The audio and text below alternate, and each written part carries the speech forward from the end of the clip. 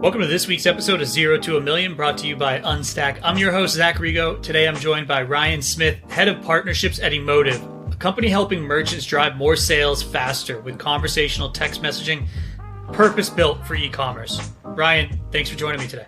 Yeah, thanks for having me on, Zach. Excited to talk today. Yeah, no, I asked you to join after a conversation we had, last week now, and really, you've got an interesting background in e-commerce. I think you've seen it from a few different angles. Obviously, heading up partnerships now at Emotive. Take me through a little bit of your background and how you ended up where you are today.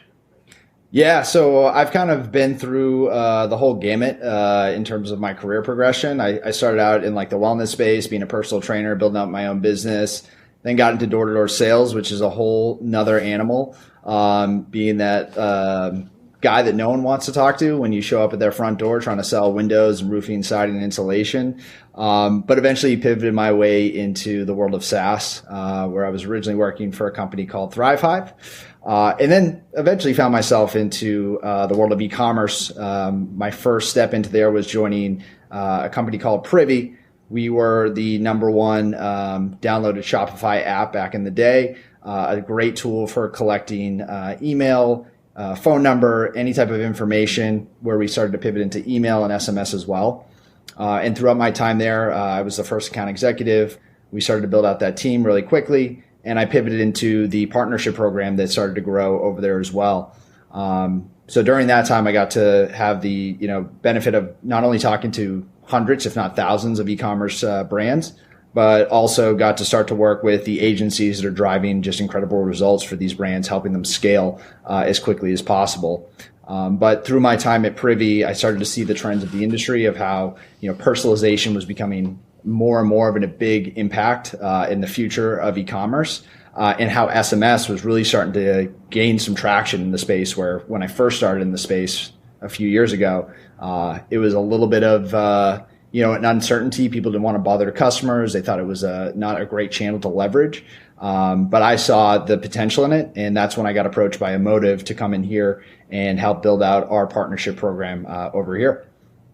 And, take us through, let's start with Privy, because I think that's an interesting experience. They, very familiar with their business, love the team over there.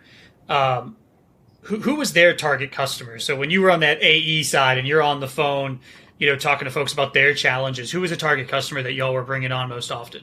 Yeah, when I first started at Privy, we were primarily focused on those solo entrepreneurs, the people that are just getting their Shopify stores up and running. And their main focus was, how can I start to grow my email list? How can I grow my SMS list? And really start to convert those customers to an own channel and foster long-going relationships to drive maximum revenue. So that's where we initially started. But as the product started to progress, we started to move a little bit up market as well. But in general, the typical customers I would speak to on a regular basis were the people that, hadn't even converted their first sale yet, to people that were well established doing, 10, 15, 20 million dollars in revenue a year. So there was quite a bit of variety in the customers I got to speak with. So I did get to learn a lot about like the struggles that you face in the early phases. And then again, those struggles that you face as you start to scale and really start to add, a headcount underneath your belt and face some of those challenges that the bigger brands are facing as well. And then as you pivoted to Emotive, who's kind of the core merchants y'all are going after today? And I think from a partnership side as well, I think people are really interested in hearing about the agencies, right? What types of agencies are you partnering with? Yeah, definitely. So Emotive is like primary target right now. We're definitely focused on that mid-market. I would say our average customers are doing anywhere from $5 to $50 million in sales a year. So it's a pretty big range. But they're very well established. They already have the proof of concept. They have a good customer base. They have their traffic sources figured out really well. They're just looking for a way to really boost their revenue to that next level by adding a new own channel to their repertoire. And as far as the agency side goes, within the e-commerce space, there's a plethora of agencies offering a variety of services. Some of them are as simple as, hey, we just build websites. That's all we do. Others are a full 360 marketing agency that come in and insert themselves as an extension of that e-commerce brand's team. So most commonly we'll see, paid ads, social media management, and then of course running all of their managed channels like email and SMS as well. And then I guess as you've been in this space, you mentioned, hey, I had the foresight, right? I was at Privy, started seeing SMS come up more and more often. I think, geez, over the last 12 months, it's become apparent that that is part of the future of communication and an own channel that every merchant should have. What was the first kind of trigger that you saw early or later in your Privy days, kind of early in the SMS days, that was like, okay, this is interesting. People are seeing results and really I should be doubling down in my career on this. Yeah. So, in my later days in Privy, we definitely started to see a trend where a lot of brands were so focused and seeing the value in learning as much about their customers as possible. So it went away from just, hey, on your homepage of the website, I'm looking to capture, your email, to now I want to capture like more data about the customer. How can I learn more about your interests? I want your birthday, your phone number, what products have you bought in the past? And what that is all essentially leading to is how can we create a more personalized and humanized experience for the customers at the end of the day. The good and bad of, the COVID situation that's gone on, I think that's only sped up the whole process and made brands really focus on, hey, now we need to really focus on giving that human to human experience because, where people shopped in the past was brick and mortar locations. You can walk into a store, let's say you go to Dick's Sporting Goods, you can walk in there, say, hey, I'm looking for a fishing rod. They're going to ask you a bunch of questions and learn exactly what you need and recommend the perfect, fishing rod for you in that situation. Well, now e-commerce is finally starting to be empowered to be able to do the exact same thing online with their customers. And any way that we can engage with them in a more human to human interaction is going to result in, well, obviously more sales, but more loyal customers and you being more empowered to provide your customers with the information that they need at the right time. So that's really where things are starting to head as this industry continues to gain more speed. And you talk about that conversational piece. I think that is super challenging to do effectively at scale. I think the other thing is certain people want to be communicated with by brands in certain ways. There are brands that I like to get texts from. There are a bunch of brands I will never register for text for. How have you seen, your customers effectively either execute on the conversational piece, and then also I think the segmentation is really key in the long run. If you're accumulating data, you're hopefully using that to your advantage in the long term.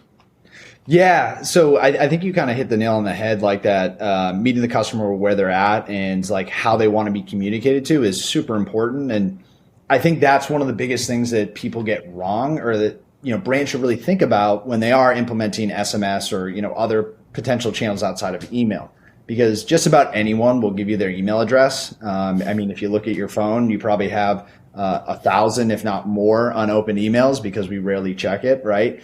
That's because it's not very intrusive. So anyone's willing to give that to you. So when you talk about like getting someone to give your phone number, there needs to be like a unique value proposition for that. Make sure that, hey, by opting in to receive text messages from this specific brand, you're going to be on a VIP list. You're going to get exclusive offers. You're going to get exclusive updates, product launches, early access to different things that no one else will get to. So there's got to be that specific value prop there. As far as continuing that conversation and weaving in conversational texting at scale, it's an opportunity to ask questions and be able to learn more about that customer right before they even make that first purchase. So to your point about like your question about how are customers using conversations with Emotive, you can use it in just about any point of the funnel. Very frequently, we see people using that pre-purchase funnel to ask questions about, hey, what are your interests? What led you to this specific cosmetics brand? Are you looking for nail polish or a foundation or a lip gloss? Asking those questions, getting that information from a customer, and then being able to recommend a very personalized recommendation for the right product for them is super, super powerful. Then also saving that data and being able to use it on further outreach once you know that customer's interest. Now you can start pushing more relevant content to them on a regular basis.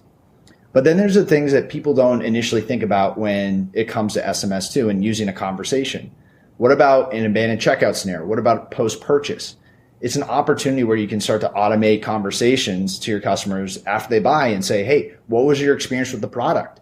Is it a good, was it great? Was it poor? how can we improve this product? Or, if you had a great experience, do you want to buy a new product? Let's recommend something that goes very well with what you just bought. Or maybe you want to leave a review or join a loyalty program. So there's a lot of ways that you can start to re-engage that customer and get them back into that funnel to make that next purchase pretty quickly.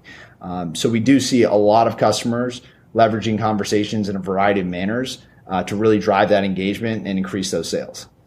So you mentioned, getting a phone number is like a high bar, right? And I think you're spot on. It is, to me, I only do it if I feel like I need something, am waiting for something, or getting some value out of it. You mentioned a VIP list. Any other strategies you recommend merchants leverage to acquire an email address, or interesting ways that they can weave that into their email flow or their website pop-up to get more phone numbers and really probably the highest value asset, I think, right now, get those text messages sent to a list that's owned? Yeah. So as far as new customers with us, I'll just kind of start from the top here. If you're coming into, Emotive or another SMS provider, and you're looking to get that list grown really quickly, again, use that email list that you already have to send out an opt-in for SMS and say, hey, we just rolled out SMS. This is a way to join our VIP list. And again, get those exclusive updates and promotions and offers. But we also unlock the ability to, capture phone numbers off the website as well. Now, with the ability to use keyword opt-ins, people can visit your Instagram page, which I don't know about you or the audience themselves. Frequently, I'll go to an Instagram page. That's what usually draws me initially to a brand. I'll get an ad, or I'll come across a post. I'll go check out the page. I'll go scroll through a couple posts. By being able to insert your phone number and a text option in right on the bio, you're still being able to capture those phone numbers before they even get to the website in the first place. And their first experience is going to be a text message to them. Very few people are probably going to opt in to receive emails from Instagram or Facebook, whatever it is. But again, the whole time you also have to consider this is such a personalized channel, right? The people that you text on a regular basis are your family, your coworkers, your significant other. You're texting them on a regular basis, but you probably don't want every brand under the sun to be sending you a text message. But with that, you also know the people that are opting in to SMS, they're a very high value customer. There's a good chance they're very interested. They're willing to go that extra mile to give you that phone number. So that's someone that you can really start to focus on even more. And one thing that we see a lot of our customers do is they're trying to find that fine balance between, what is the engagement rate on SMS versus email for specific customers? The customers that aren't really opening their emails but are engaging well with SMS. All right, now we can ramp up our volume sending to those specific customers through SMS. Or if they have a poor open rate with SMS, let's focus on email instead. So it's kind of that fine-tuning balancing act that a lot of customers are taking with SMS right now. Yeah, it's funny. I just got a text today from a brand, and I was thinking about prefacing this conversation. I got two texts from a brand. One was from a car dealer that I've already told I bought a car from someone else long ago. So we got to solve the car dealer problem. That's a whole other industry that has its challenges. And the other one was from a shoe company that was out of stock on the size and color that I wanted. I'm the most average guy. I wear the most out of stock sizes of all time, even though they should be the most manufactured sizes. And that's one time that I often opt in for SMS, is to get alerted when it's back or get alerted when this product releases. And I find that to be the one that I'm happy to give my phone number, because then I get the text, I buy the product, and they've done their job. I got what I wanted. Win-win. Let's move on. So, for the merchants out there, that works well on me. I don't know if it works on everybody, but I see that as an awesome use case, as an out of stock alert to get alerted to when this product's back. Oh yeah, absolutely. And I mean, the chances of you seeing that text message, it's going to happen within the first 24 hours versus email. It could sit there for a couple of weeks and they miss the promotion or they miss the restock. So it's definitely a great way to get in front of the right people and again, keep them happy. And that's the end goal is let's build a strong brand presence and say, hey, this is why you like us. This is why you want to continue shopping with us, because we keep you up to date with the latest. We're always keeping your best interests in mind. We're not just focused on, mass blasting promotions to everyone. We treat you a little bit different. You're a special person to us, Yeah. Yeah. So you've been in the space for quite a while. You've worked for a couple tech companies that have solved, very real problems. And I think, Privy was pretty early to kind of the space that they were in with the pop-ups and convertibles. That, they've obviously advanced that product quite a bit. Emotive is pretty early to SMS, or was pretty early to SMS, has now raised a bunch of money, is advancing their product, and I think has a little bit of a different spin and the more conversational messaging, which I think is really, really nice. And as a consumer, I would enjoy. Don't have to give us anything about Emotive, but where do you see the market going as you talk, more and more to merchants and partners and agencies that are trying to innovate? iOS 14 comes out, they're getting screwed on Facebook. You were working with them there. Own channels are becoming more important. What are you seeing and hearing that's like, okay, this is where I'm guessing and betting the future is? Yeah, you kind of hit the nail on the head about like converting as many of your customers to an own channel as possible. That's really where I see a lot of this going. There's just so much uncertainty with social media in these different areas where e-commerce brands are typically getting a lot of their traffic from. At any point in time, Facebook, Instagram, YouTube, they all have the ability to like shut down your channel or suppress your reach. And that's really scary for merchants. And that's why the most important thing is always to get them onto a channel that you completely control. You have full autonomy to send whatever you want, whenever you want to that customer to reach out to them. But where the industry is definitely moving away from is just those typical one-way blasts. We get a piece of mail. It started when you get a piece of mail in the mailbox, right? That says, hey, here's a coupon code to go to Bed Bath & Beyond or whatever. Well, that's not very personalized. And that's where we see the industry really starting to trend towards is how can we incorporate more of a human element into our brands? And how can we engage in two-way interactions with all of our customers? And that's really what led me to come to Emotive in the first place. I know this is a little bit biased, but the idea of continuing to find new ways to evolve interactions with your customers. How can we engage them in different channels in a two-way aspect? Maybe email one day will have a back and forth type of complexity to it, where you can actually send an email back to the company that you're working with, and you can get a personalized response back in real time instead of waiting for a support team to get back to you. Mm-hmm. The way we've handled SMS is the same way we want to try to incorporate that into other areas of e-commerce, as far as real human staff chatbots, interactive ads that you can actually engage with and learn more about, hey, why is it the right product for us to use? And along those same lines, we've seen, simple things like quizzes on a website to like learn more about a customer. Take this quiz or take this, persona test to figure out what the right product is for you. It's all about getting as much data from the customer as possible to just make everything more and more personalized throughout the whole process. Yeah, and I think some of our other guests have talked about that. Andrew from Klaviyo, he's all about own data. That was the genesis of their business. It just so happened that they started to build these other tools around the data. And then I think the other piece is, I don't know if you know this, huge selling point for y'all. iOS 15 is going to now start blocking opens and reads on emails. So your email data, and I think for all merchants, start looking at your email data today and figuring out what's working, especially I think from a subject line or offering perspective, because once you lose that data point of open rate, your iterations are going to be much more difficult to move forward with. And I think, my guess is SMS becomes increasingly more important, and especially in a way that is conversational, arriving at the right time, hitting the right notes for the consumer, because if you're not getting any data on their interactions with your email, you've got to find another place to see where you are getting interactions. So it is going to become more and more challenging. And some of the content we're creating on this podcast, especially, is going to focus a lot on the changes to privacy to ensure that merchants are ahead of the game or learning from the agencies and marketers that have cracked some piece of the code, which not all of it's able to be cracked, but. Yeah, it's really interesting. I mean, even within SMS, we're still kind of at the will of the major providers like Verizon, AT&T out there. Like, they still are going to ultimately have the say in what can be sent, what can't be sent, how often can you send. So there's always going to be that like element of control, no matter what channel you're talking about. And with those like recent updates with iOS, people start to panic and they start to freak out. And I understand that a lot of e-commerce owners, entrepreneurs, they're really great at, finding the right product and finding the right market that they want to attune to and solve that specific problem and build this like vision that they've had for a long, long time.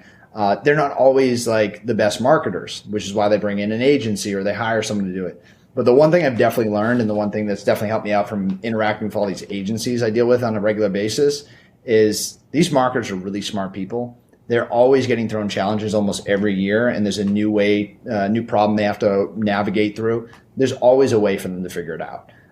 If we go back in time to where, all the ads were just like printed in newspapers and whatnot, and then it came to radio, then it came to TV, there's always a way to navigate it and find a solution. So I have plenty of faith in the industry, no matter what gets thrown our way, with these really smart marketers that are out there, Yeah, it's funny you mentioned I interviewed Antoine Gagne from J7 Media, and he actually built a SWAT team within his agency to get as much information and test every single week once iOS 14 released. So he was literally, they were just peeling back the onion on the data every week to figure out what's going on. And his entire job for 60, 90 days as the CEO was weathering the storm with his clients and making sure that they were keeping some budget going in Facebook, because the only way Facebook was going to get better is if it accumulated more data points. And they've actually got it back to a stable state, to almost exactly the ROAS they were at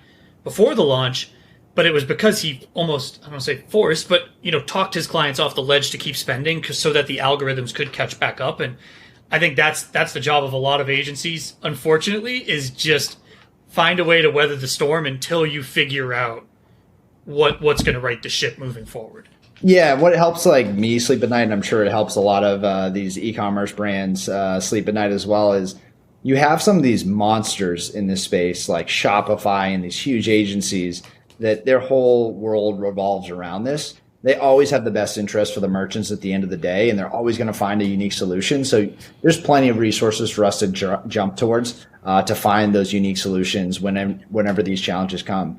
And again, there's always new channels opening up for people to reach out. Remember, like a few years ago, we didn't even know what TikTok was, and now that's one of the best platforms to drive millions and millions of eyeballs to. You have like 14-year-olds that are making an absurd amount of money on revenue just by posting dance videos, and like now that's a way that we can connect. And now there's Clubhouse, right? There's all these different avenues that are going to continue to open up and give merchants new opportunities to collect data and interact with their customers in a really intelligent way.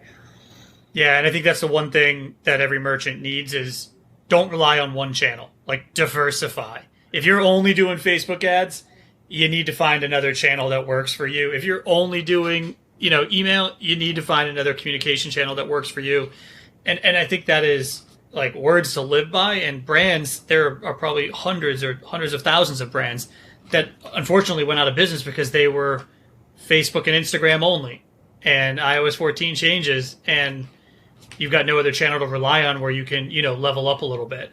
So really, really important bit of insight and how the market's changing is diversify as much as you can today. Yeah, and I think what's also reassuring is even with these changes with Facebook and Instagram, like whatever happens, it's probably going to come full circle again, and it'll still, in maybe 3-4 years from now, it'll be the number one channel again to focus on. You'll get a great sample of data. And the same thing goes for any of the own channels you work with. A lot of people think that because I'm a big SMS guy now, because I work for a company that solely focuses on SMS right now, I'm anti-email. I'm not. I remember a couple of years ago when SMS first started getting popular, people were saying, oh, email's dead now. Well, no, it's not. And it's never going to be dead. It's always going to have its use case. It's always going to be an effective channel. Things just kind of go in cycles. Yeah. Yeah, and they pair well together. Your SMS opt-ins are going to be way higher if you've got a great email list. And I think that's like you've got own channels that you can promote things through that are easier to scale other channels, and you've got to have, some segmentation there that you're working within. It's going to be an interesting few months. It's going to be an interesting holiday season because as volume, and I've worked in PPC and Facebook advertising for a long time, as volume ramps up, things always get a little bit wonky this time of year for merchants and advertisers. And I think the iOS 14 changes will certainly make this an interesting holiday season for marketing. So, I think for marketers, start building, some kind of groundswell of urgency for your sale or event. Start using it as a way to get people to opt into things like SMS, so you're not competing with a cost per click that's 4x in a couple of months. Build that urgency and that groundswell of demand now, and then send a text on Black Friday so that you don't have to spend 50 grand an hour on Facebook. I think there's like interesting things you should prepare for now. I'm so glad you brought that up, because that was one of the biggest things we leveraged over at Privy for the agencies and the brands that would use us directly. You know, people are talking about getting ready for Black Friday, Cyber Monday. They're like, okay, you know, we're planning for November. We're planning for end of October and November to get all this ready. We have all these ads lined up. We have like these special promotions we're going to run. But the foundation lies in, you know, right now. You know, if you aren't already doing something to convert people to an own channel now, you're going to miss out. And just like you said, that cost per click is only going to skyrocket from here on out until the end of the holiday season. So if you want to maximize and save as much money as possible, now's the time to focus on getting those people into those channels and then leverage it there to promote those, you know? Yeah, that's a huge one. Ryan, thank you so much for joining me today. Where can everyone connect with you or learn more about Emotive and what y'all are building? Yeah, you can definitely find me on LinkedIn. I'm always happy to make connections with brands, agencies, whoever's out there, and always happy to make introductions to you, to anyone in my network. So definitely it doesn't have to be Emotive related. It could just say, hey, I need an agency, or, you know, whatever it is you want to talk or have a little bit of information about my experience and where I see the industry going. Always happy to connect around that. And as far as Emotive goes, you can always find us at emotive.io. Really easy to find. And if you haven't come across one of our ads yet, you probably will pretty soon. But we're always happy to chat and see if it's a good fit for your brand. That's a good partnerships guy right there. I'm always happy to make an intro, right? That's said. I basically wrap up every call with that statement. So, Ryan, I appreciate it. Always happy to make an intro for you if I can. And hopefully all of our listeners here today learned a bunch. I know I did. So thank you for joining me. Thanks a lot, Zach. Appreciate the time.